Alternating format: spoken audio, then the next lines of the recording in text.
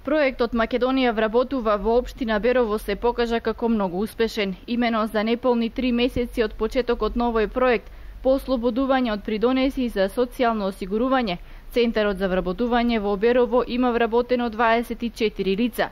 Со овој проект се опфатени 3 групи на лица, изјави раководителот на агенцијата.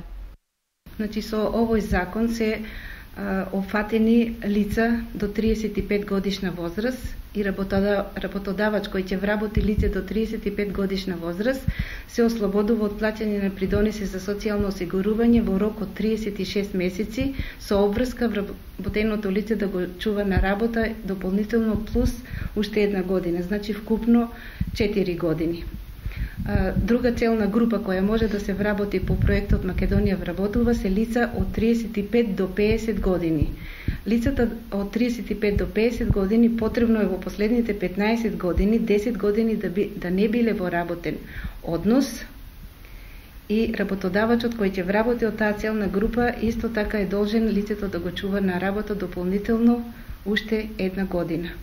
Друга целна група која може да ги користи тие ослободувања и да го реши своето вработување се лица над 50 години, лица корисници на социјална парична помош, родители на деца со пречки во развојот, родители на 3 и повеќе деца и работодавачот, ако вработи лица од таа целна група, е ослободен 60 месеци од придонеси за социјално осигурување, а вработување на лица на возраст над 58 годишна возраст, работодавачот е ослободен до исполнувањето на лицето, до исполнувањето право на пензионирање.